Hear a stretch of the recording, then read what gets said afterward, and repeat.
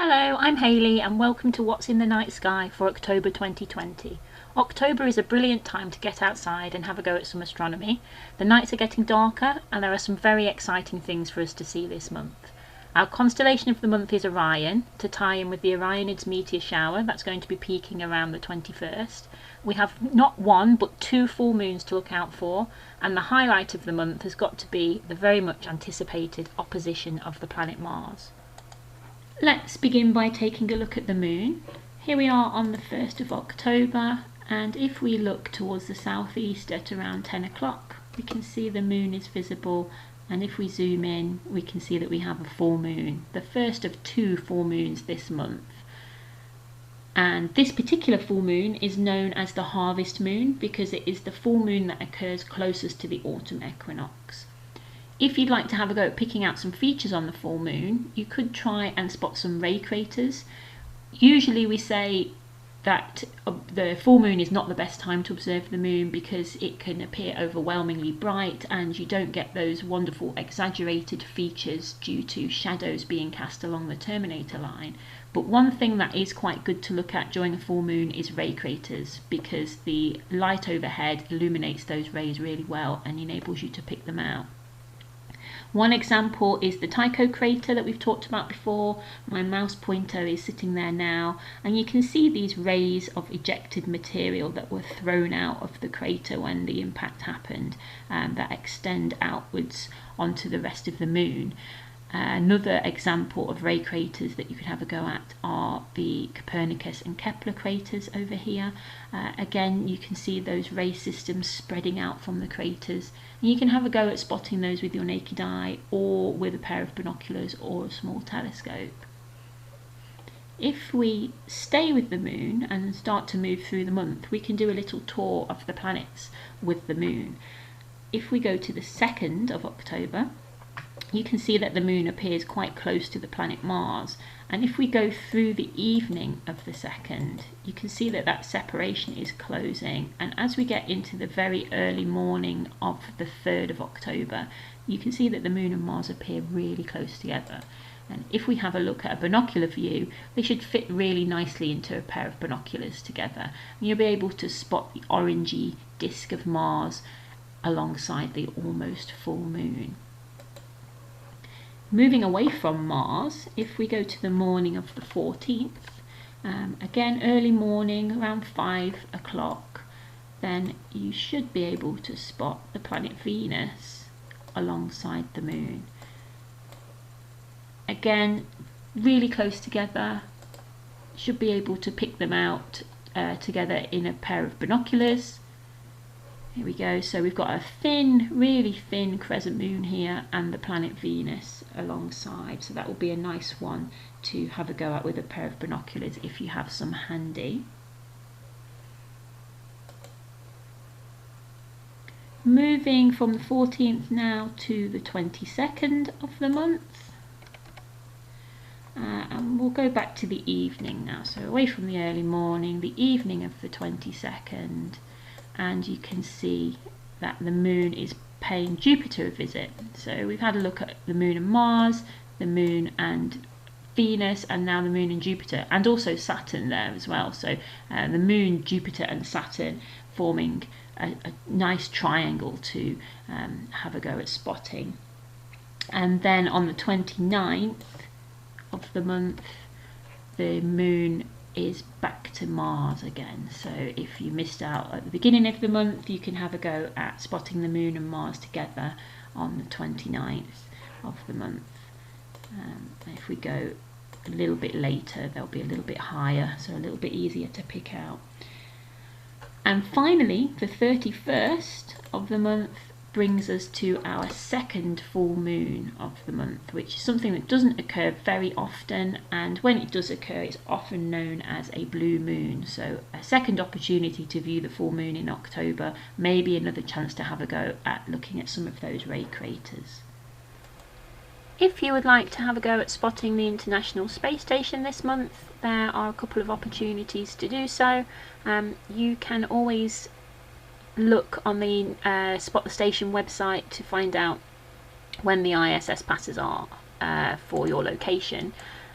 This one I'm going to show you occurs on the 1st of the month at around 3 minutes past 8. So you can see the ISS here has risen around 3 minutes past 8, and if I just speed up, you'll see the path that it's going to take across the night sky.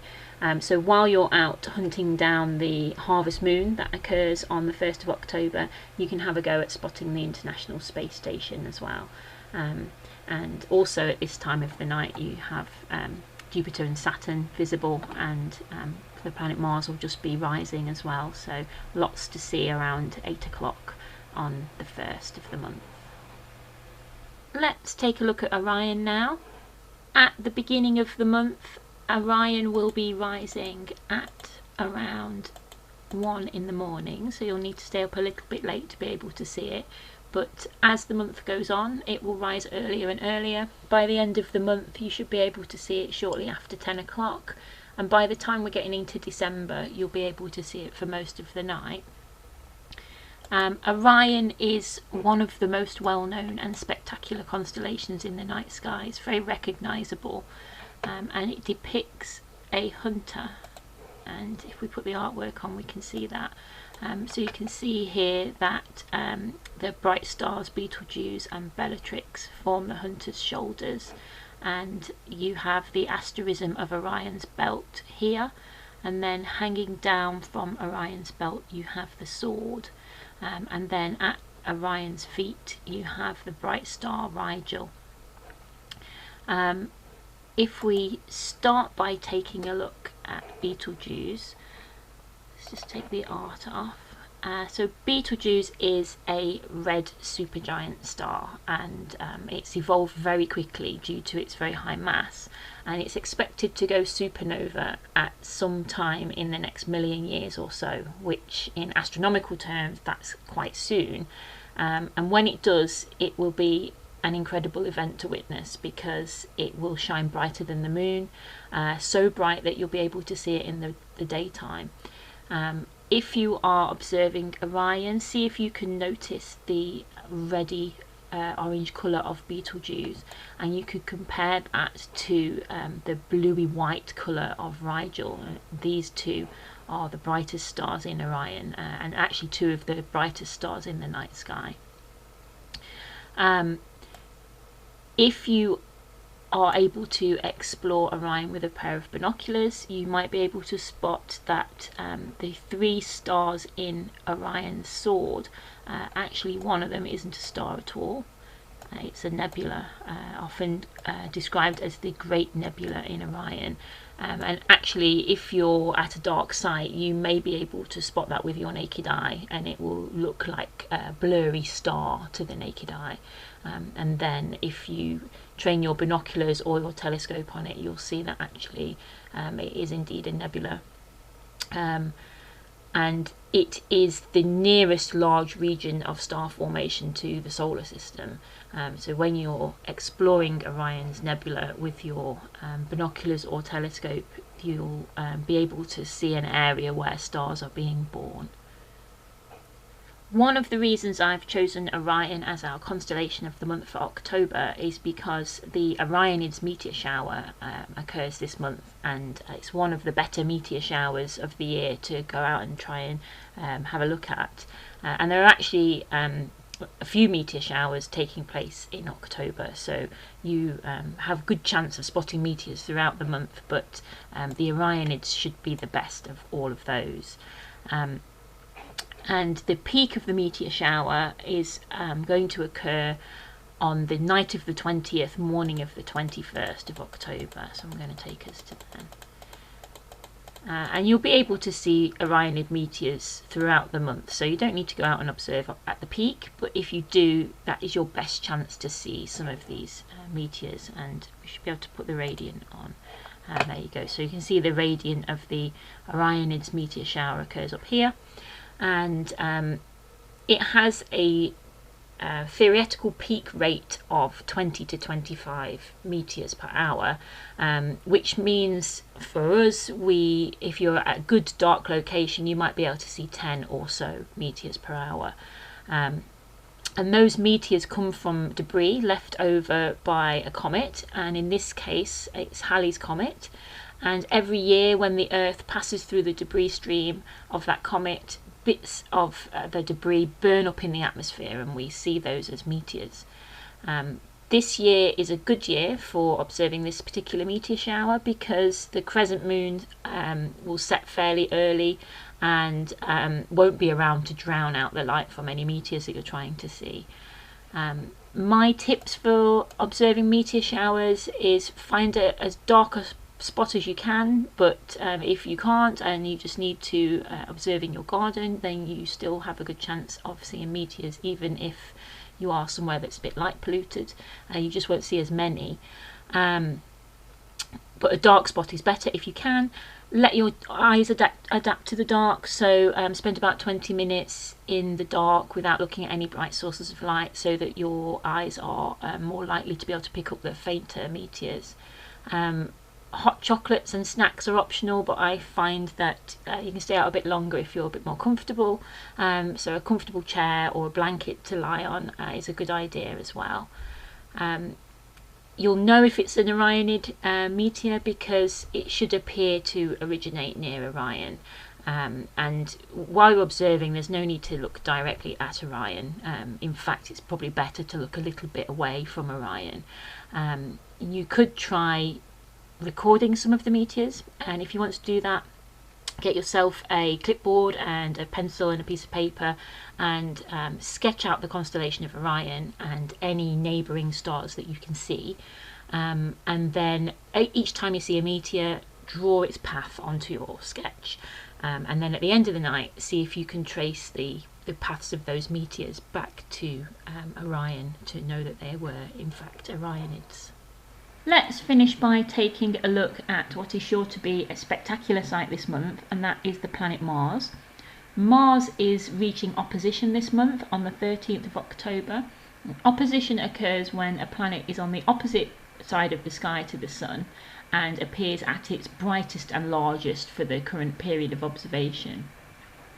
The closest approach to Earth actually occurs on the 6th, so let's take a look at it on the 6th of October.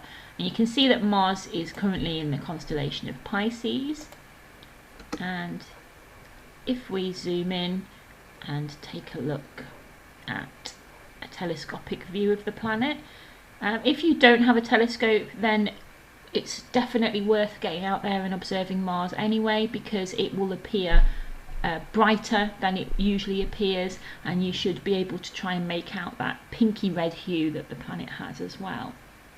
And if you don't manage to observe around the actual opposition, the views of the planet will look great all month, so anytime you can get out and observe Mars this month is going to be good. Looking at the telescopic view of Mars, if you have a small telescope, then you may be able to make out some detail on the surface.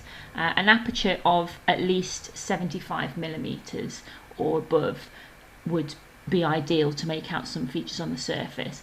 If you have a pair of binoculars, you're not going to be able to see any surface detail, but you will be able to take a look at the disk and look at the colour of the planet as well.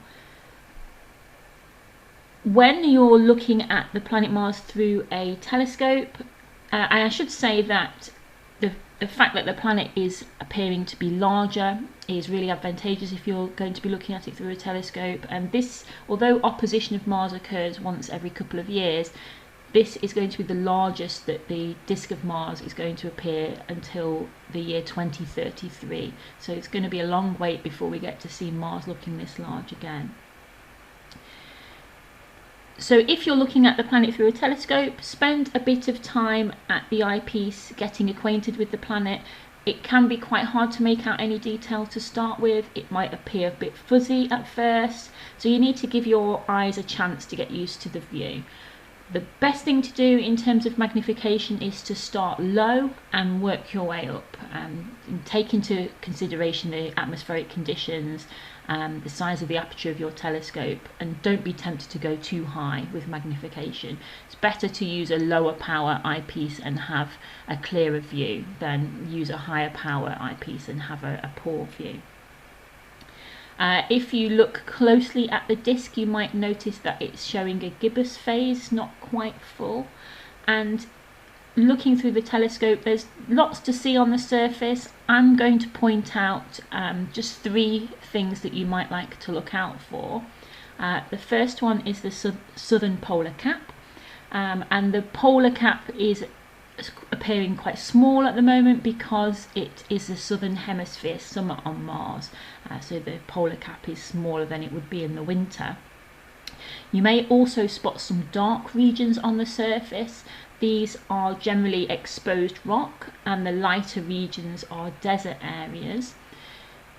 If you'd like to spot some specific features on the surface, you could have a go at spotting Syrtis Major, which is this V-shaped dark area on the surface of Mars. And you could also have a go at spotting the Hellas Basin, which is this round bright patch, which is actually one of the largest impact craters in the solar system. If you're looking for these features, you do need to bear in mind that unlike the Moon, Mars doesn't just show us one face. It has a rotational period of 24.6 hours, and that means that a feature that appears in the centre of the disk, the next day it's going to appear in the centre of the disk a bit later, about 40 minutes later.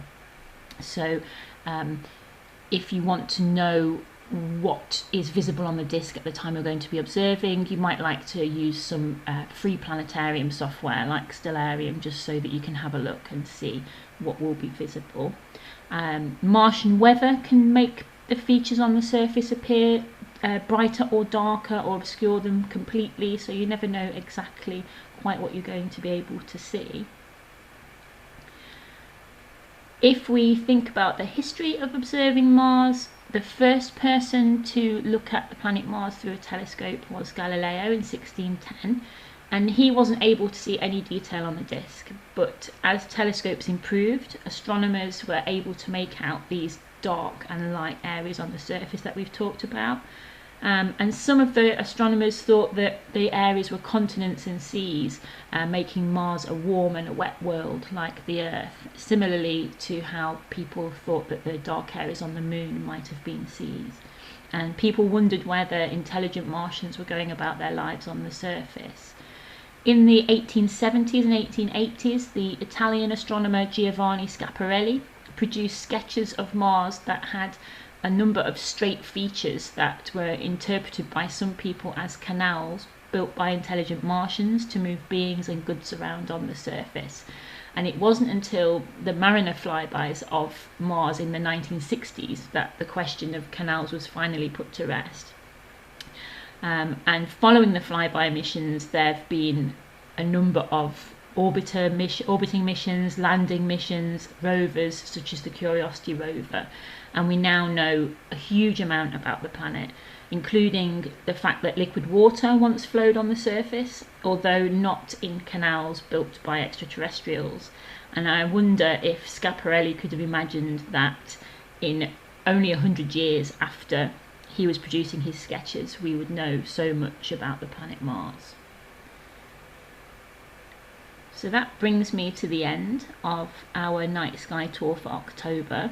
I hope that you have some clear skies and you manage to get out and view Mars this month while it's looking so brilliant, and also the Orionid meteor shower is not to be missed as well.